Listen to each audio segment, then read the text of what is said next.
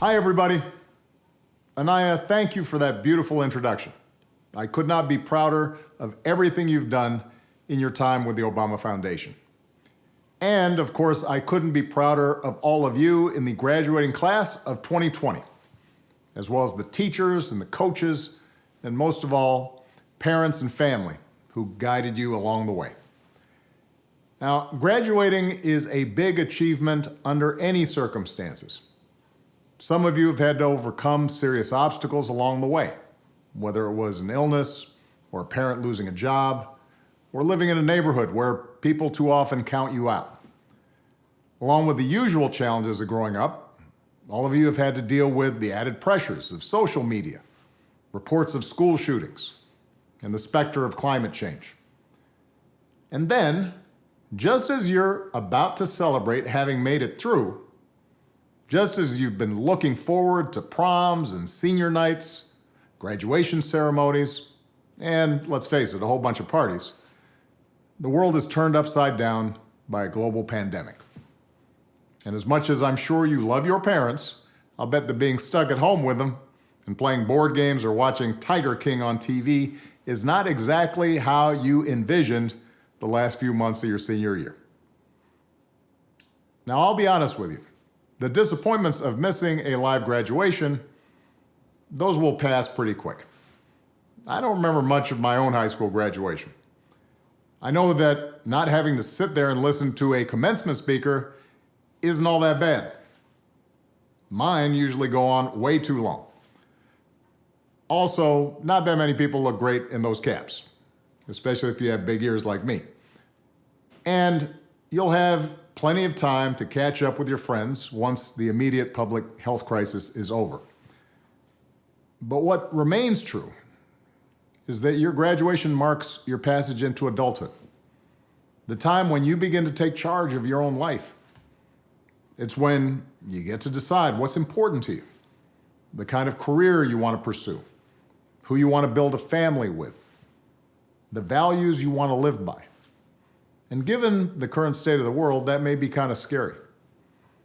If you'd planned on going away for college, getting dropped off at campus in the fall, that's no longer a given. If you are planning to work while going to school, finding that first job is going to be tougher. Even families that are relatively well off are dealing with massive uncertainty. Those who were struggling before, they're hanging on by a thread.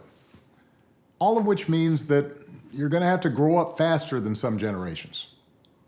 This pandemic has shaken up the status quo and laid bare a lot of our country's deep-seated problems, from massive economic inequality to ongoing racial disparities to a lack of basic health care for people who need it. It's woken a lot of young people up to the fact that the old ways of doing things just don't work. That it doesn't matter how much money you make if everyone around you is hungry and sick, and that our society and our democracy only work when we think not just about ourselves, but about each other. It's also pulled the curtain back on another hard truth, something that we all have to eventually accept once our childhood comes to an end. You know, all those adults that you used to think were in charge and knew what they were doing, turns out they don't have all the answers. A lot of them aren't even asking the right questions. So if the world's going to get better, it's going to be up to you. That realization may be kind of intimidating, but I hope it's also inspiring.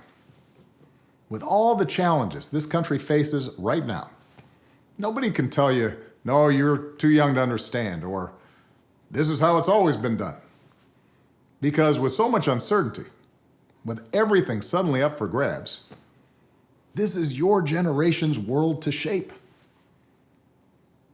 Since I'm one of the old guys, I won't tell you what to do with this power that rests in your hands, but I'll leave you with 3 quick pieces of advice. First, don't be afraid. America's gone through tough times before. Slavery, civil war, famine, disease, the Great Depression, and 9/11. And each time, we came out stronger.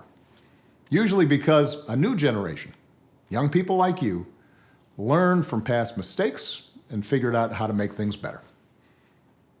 Second, do what you think is right. Doing what feels good, what's convenient, what's easy, that's how little kids think. Unfortunately, a lot of so-called grown-ups, including some with fancy titles and important jobs, still think that way, which is why things are so screwed up. I hope that instead you decide to ground yourself in values that last, like honesty, hard work, responsibility, fairness, generosity, respect for others. You won't get it right every time. You'll make mistakes, like we all do. But if you listen to the truth that's inside yourself, even when it's hard, even when it's inconvenient, people will notice. They'll gravitate towards you. And you'll be part of the solution instead of part of the problem. And finally, build a community. No one does big things by themselves. Right now, when people are scared, it's easy to be cynical and say, let me just look out for myself, or my family, or people who look or think or pray like me. But if we're going to get through these difficult times, if we're going to create a world where everybody has opportunity to find a job and afford college, if we're going to save the environment and defeat future pandemics, then we're going to have to do it together. So be alive to one another's struggles. Stand up for one another's rights. Leave behind all the old ways of thinking that divide us: sexism, racial prejudice, status, greed, and set the world on a different path. When you need help, Michelle and I have made it the mission of our foundation to give young people like you the skills and support to lead in your own communities and to connect you with other young leaders around the country and around the globe. But the truth is, you don't need us to tell you what to do, because in so many ways, you've already started to lead. Congratulations, class of 2020. Keep making us proud.